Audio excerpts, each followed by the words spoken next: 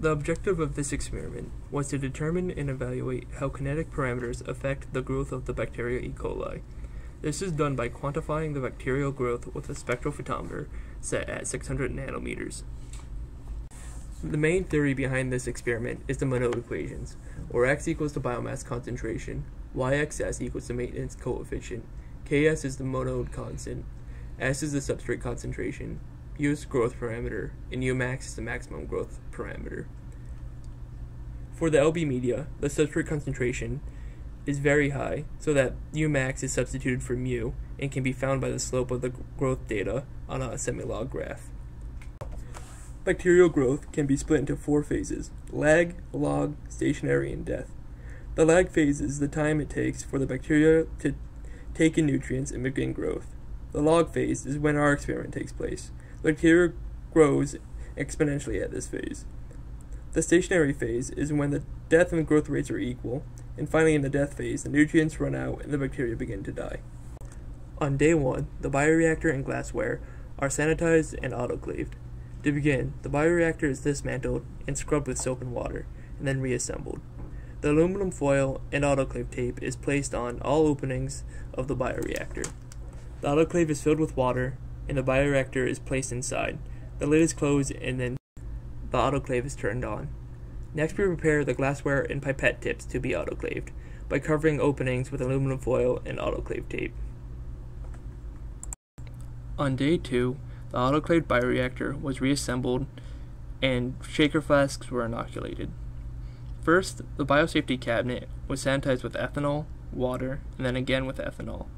The bioreactor was reassembled, tightening the bolts on the top in X formation and placing both the water in and out ports together. Next, the sanitized and calibrated pH and DO probes were inserted to the bioreactor. Finally, for this day, 60 milliliters of LB broth was measured and placed into 3 flasks. Next, 0.5 milliliters of E. coli was added to each of these flasks. The aluminum foil from autoclaving was placed back onto the flasks, and these flasks were then brought to the benchtop shaker that was set to 37 Celsius. Day 3. Running the experiment. On the final day of the experiment, 2 liters of LB broth was added to the bioreactor, and the impeller was placed on top. The bioreactor's temperature and mixing rate were set to 37 Celsius and 350 rotations per minute. We then measured 50 milliliters of the inoculated bacterial solution and poured it into the bioreactor.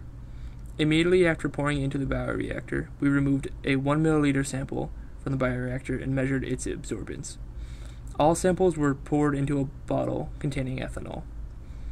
Next, 3 flasks were filled with 100 milliliters of LB media. We then pipetted 2.5 milliliters of inoculated bacteria into each flask. After this, we immediately took a sample from each of the flasks and measured the absorbance. Then, every 30 minutes, a sample was taken from both the bioreactor and the flasks, and the results were recorded. If readings ever reached above 1, the sample was then diluted. The final step was to clean up after the experiment. First, a basin was filled with water, and 2 caps of detergent were added to it. Then, 1 cap full of detergent was added to the bioreactor, which was left to run for 10 minutes with the temperature setting to off. All flasks were emptied into a bottle containing ethanol, and then placed into the basin filled with water. Then, the water in and out ports were disconnected from the bioreactor, and so were the DO and pH probes. Next, the lid was removed from the bioreactor, and shortly after, the bioreactor's contents were dumped into the sink. Then both the bioreactor and glassware were scrubbed with the detergent and left to dry. Finally, all surfaces were wiped down with ethanol, water, and ethanol again, and gloves were placed into the solid waste container left for this experiment.